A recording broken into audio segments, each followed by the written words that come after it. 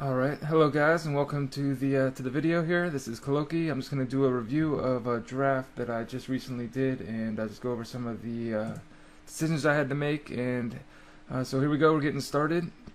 Pack 1, pick 1. I'm going to go ahead and take the Izumi here. She's a great troop that is hard to deal with. She's effective without attacking or blocking. So, she doesn't even have to exhaust to use her ability. She just puts in a shin here each time. Every turn, so very tough. There wasn't any removal or anything else in the pack, so I felt like that was the best pick. So here, there's not many wild options here. I don't like the Gigantosaurus. It's the 7/7 vanilla. It doesn't really have any abilities. I think the next best card. This was actually a really tough pick for me, because if I'm gonna go bunnies with my first pick, I would go probably blood and take the blood aura, because blood and wild are the two primary colors for bunnies.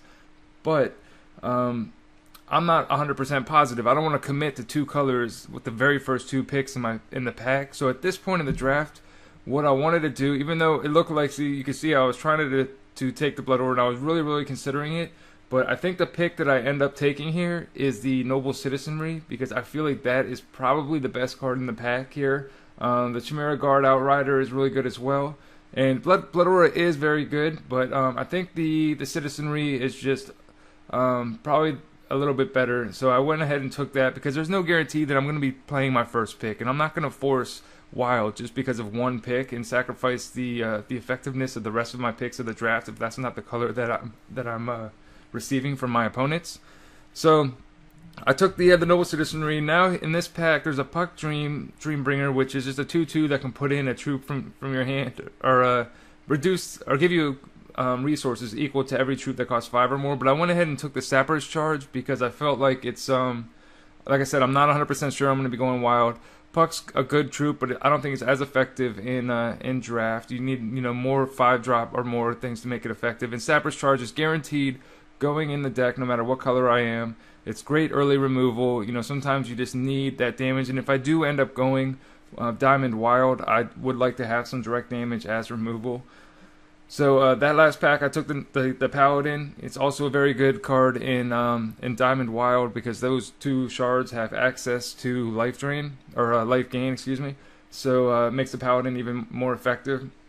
But as you can see here, I'm still not committed to Wild. I'm trying to get a feel for where my opponents are at.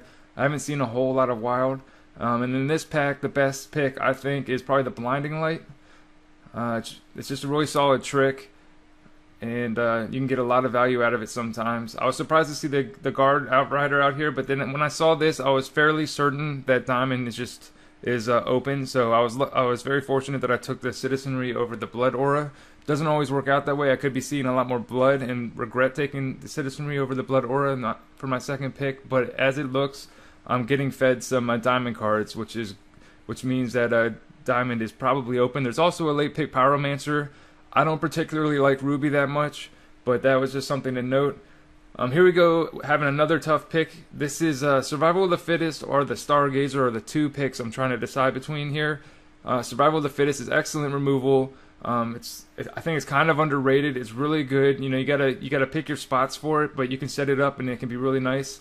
The other option was the 1/1 that can tap, that can gain 2 health, which would be really good with the Paladin. But I went ahead and took the removal, because it's just very solid. Here again, I have a Survival of the Fittest and the Runeer Commander. Now the Runeer Commander, I thought, it can be like win condition. He can get out of control, especially if you're playing stuff like Izumi, who just creates a troop every turn. Maybe I can get some Conky Bunnies, which I saw that might table. So that guy could get really big. And then Sensei, I was very happy to see that Sensei there. He's exactly the type of deck or troop that I want to have in this deck. Help me get to my big stuff, put a troop on the board, and just have some stall against early aggro decks if needed. So I was happy to see that Conky Bunny come back. Really wanted that for the Runeer Commander, and just maybe I'll start getting some stuff that can buff up my troops. This pack didn't really have anything for me, so I took the Necessary Sacrifice just as a cut. It was the strongest card in the pack. I took the Ivory Pawn there because it's good with the Righteous Paladin. And then I took a Reversion because I love Reversion. It's one of the best tricks, I think, as far as non-direct removal. It's just a very solid, cheap trick for one. It has so many so many uses. It's great. I'd always recommend playing at least one reversion in your main deck if you are Diamond and you happen to pick one up. So here we have the Briar Patch Conjurer and a Sure Shot. Those are the two picks I was looking at for the colors I'm in. I like the Sure. Wow. So this pick, obviously we take the Soul Marble, and then don't even have to look at the rest of the pack. But this is one of the best cards in Limited, probably the second best card after Volcan, in my opinion. But we'll go back into that in a second. I took the Sure Shot in the last pack because of the fact that it just makes 2 troops and it's effective immediately. Where the Briar Patch, you can make guys, but it won't. You have to start drawing multiple Briar Patch Legions Briar Legions until it starts really getting effective. So that's why I went with the Sure Shot there. May have been the wrong pick, but I still think it was close. And back to the Soul Marble now. Soul Marble is tremendous, especially if I'm in a deck with like Conky Bunnies and Izumi. Just start making a bunch of troops. Even if they're just 0-1 Battle Hoppers, there'll be 2-3 steadfast troops that just create an army of them. You don't really need a whole lot of troops for Soul Marble to be effective. He can be effective on his own just as a Soul Cavalry, although primarily you're going to be using it as a second ability to make the armaments. Here there wasn't much for us, so we went ahead and took the Adaptable Infusion Device because, as you can see, I've got a bunch of double casting cost diamond stuff. So just to even out the shard threshold ratio, and just in case we get any like double casting cost wild things in the future. There we took the Repel, very important. Here we've got a Boulder Brute, which I think is obviously the best card in the pack. Evolve would be another option if we get some more Conky Money, stuff like that. We'd be looking for some ways to buff them up, but I think the Boulder Brute with Spell Shield is just such a threat that's tough to deal with. Spell Shield in this game in general is very, very strong. Not many things can answer it, and especially if you can get some buffs on it, you can just get a really big troop that just puts so much pressure on your opponent. This was kind of a tough pick between the Wind Whisperer or the Wild Growth. I don't have any really cheap buffs in this deck, and if I'm going to be playing things like Survival of the Fittest, sometimes it's good. You can buff up your troop, kill a troop that they try to block, maybe have enough power left over to then Survival and kill a different troop. So Wild Growth works really well with Survival. It's also good if you're going to have the Spell Shield guy like the Boulder Brutes. The only way they can really kill it is through combat most of the time. So having tricks to basically buff up your troop in a pinch is very important. But I went ahead and took the Whisperer. It's just it's kind of like pseudo removal. Here I took the Reversion. It was between the Reversion and the Sensei of the Wounded Petal I was considering taking, because it is a Shin Hair that I can tap to the Conky Bunny, and I also, if I get a bunch of troops out, I could gain a bunch of health.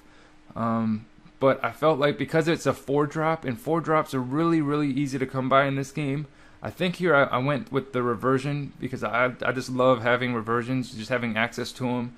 Some decks it's really tough for them to beat because they rely on things such as Inner Conflicts and Growth and things like that, combat tricks that you can just take off. This was another tough pick actually, Inner Conflict over the Brute. And because of the way my deck's built up, or it's looking to be built as far as making a bunch of troops, I don't think my win condition is going to be as reliant on the Boulder Brute Spell Shield as some other type decks. So I went ahead and took the solid removal spell, Inner Conflict there. But it was close for that pick. Here it was kind of tough as well because I got the Glimmerglen Witch, which is decent. The Strider, which is good as well, and then we also have the Scrivener. Now the Scrivener could be good if I have the Paladin and the Conky Bunnies, and I'm just gaining a troop and a life each turn and buffing up my Paladin. It could be really, really good, but at this point I'm not 100% sure I'm going to be going the Paladin. I don't know. I don't want to. The Paladin's a good card only if you kind of build your deck around it and have lots of life gain. And I don't want to put things in like Ivory Pawn and the Scrivener just for the Paladin because there's no guarantee that I'm going to draw that Paladin. So they'd just be semi-decent cards otherwise. Where if you do have the Paladin, they're great. They have a lot of increased effectiveness. But if you don't, they're just kind of mediocre. So I don't typically like to play cards that rely on other cards to have their full potential. Here's a Sorcerer. I probably won't play that guy. I may not even take him because I know I'm not going to play him. Yeah, I probably just hate the Call of the Grave. Call of the Grave is a really solid card. Take the Glimmerglen here for sure, just even out my 3-drop curve. It also has that gain health thing attached to it, which is good with the Paladin and to stall while I'm trying to build up my troops. And in this pack, we open up a Wrathwood Colossus. Now, this guy is very, very effective, very hard to deal with, but the thing is he costs 9, which is a lot to say the least. He is very tough to get into play. You need to survive long enough to get him out there, but once he's out, unless they have something like a transform spell or something like Inner Conflict, he's so hard to deal with. They can't kill him by burning him or by murder because it goes right back to your hand and you can just cast him out again. So I went ahead and took him. There wasn't anything else really in the pack. Usually 9 drops is not something I want to play, but the other thing is I'm playing a deck that's going to have like Conky Bunnies in it, so I figured I could stall long enough to get there. If I need to, I can just throw a Battle Hopper as a chump blocker and just get the guy out late game if I needed to. So I picked up another Conky Bunny, which was awesome. Good with the Soul Marble and good at stalling, like I said. Here's a tough pick between... Actually, I think this is one of the toughest picks in the draft I had. There's a Citizenry, a Conky Bunny, a Sapper's Charge, and a Survival of the Fittest. It's a really good pack for me. I want all of those cards. I don't know which is necessarily the best. I think I don't take the Conky Bunny here because I figure it will wheel. There had been some other late pick Conky Bunnies, so I thought that would be the best chance for it to wheel. And the Citizenry is just a very, very good troop. It puts a lot of pressure on your opponent, but I am passing up 2 good removal spells. But I felt like I already had a Sapper's Charge, already have a Survival of the Fittest, an Inner Conflict, a Wind Whisperer. I have some good removal as is. A Noble Citizenry is excellent. So this pack, another tough pick actually. We have a Righteous Paladin and a Bucktooth Commander. So this is kind of like a pivotal moment in the draft where I was trying to decide, do I want to go all out Paladins or do I want to get the Bucktooth Commander and just try to get a bunch of bunnies out and maybe get the Bucktooth Commander some evolves and have the Soul Marble. And I opted to go with the Bucktooth Commander because I feel like it fits the deck better than if I went double Paladin. Even though double Paladin, I would have been very happy to have that if the Commander wasn't there. I would have taken that for sure and been happy about it. But it really changed the deck, that pick right there, because I knew at that point I was going to start taking things like this guard or this command tower out here. Another excellent card. Now all of a sudden my battle hoppers are 1/1s, and with the Bucktooth Commander they'll be 2/2s. So I could take an evolve here, which I actually take an evolve now because my deck's starting to get a little bit I'm starting to see what my deck's trying to do now, or what I want to do. Even though Boulder Brute, in my opinion, is a better card over Evolve, I opted to take the Evolve here because I felt like this benefits my deck more now. Now that I took the Commander, the Command Tower, and now that I can get an Evolve, I think I'm just looking to get more Conky Bunnies and just get troops on the board and have it work well with the Soul Marble as well. The more troops you have, the better.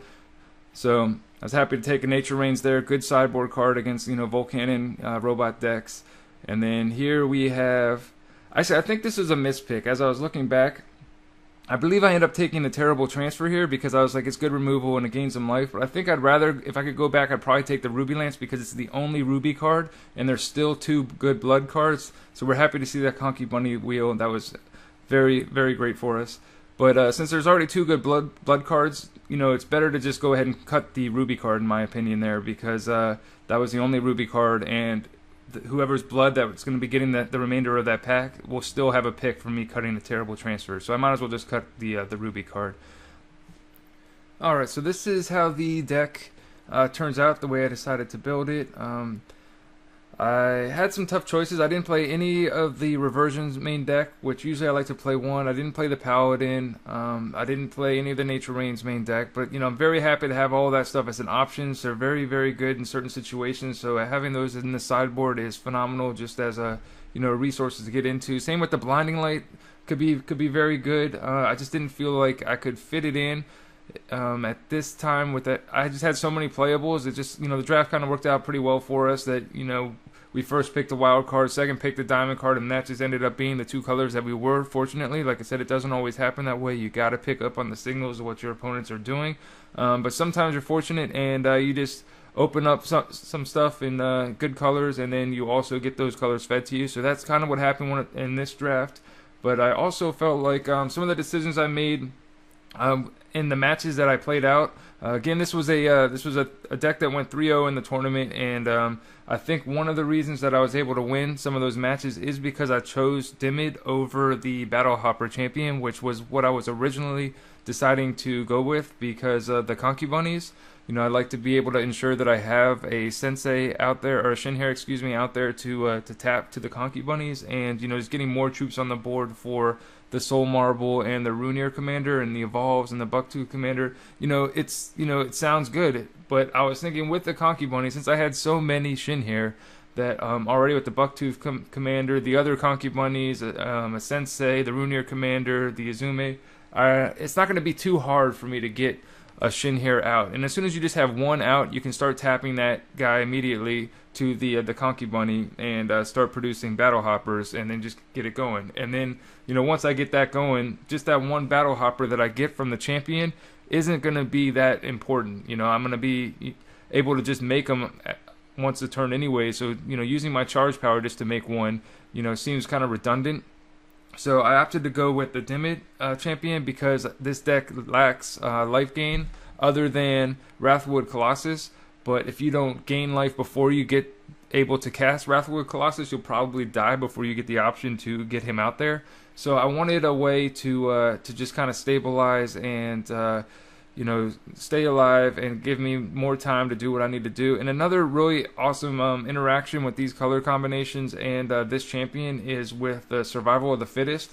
You know, there were some games where I had a Runear Commander out or something. It's like a 5/5, and then you could dim it before you attack, give them life drain, swing in. They're not going to block usually, depending on the board state. But you know, you can kind of get a feeling for what your opponent's going to do, and if you know they're not going to block, just go ahead and swing in there, get the 5 damage. And since they didn't block, he's still going to have full 5, you know, whatever, all of his defense available, and then you can Survival of the Fittest, and then because that makes 2 creatures deal damage to each other, you get that life gain off of the Survival of the Fittest as well from your troop doing the damage. So there was a time where, you know, just for like 2 charges, you know, I swung in with the Runear Commander, gained 5 life from the attack. Then after he didn't block, Survival of the Fittest, killed one of his troops, gained another 5 life. And that actually helped me beat one matchup where I think the guy had a turn 5 Volcannon out. And it was pre-sideboard. I didn't have any Nature Rains. I had no way to deal with it. But I was just able to outrace him with the life drain from Dimid. So I was very happy with that decision. I may not have won the match if I had chose to go with the Battle Hopper champion. So even though, you know, at first glance it looks like the Battle Hopper champion would be the correct pick, I think the Dimid was actually the right choice here, and I was very pleased with it. So the deck went pretty well. This was just the first time I've actually kind of recorded the video like this and tried to do a little bit of video editing.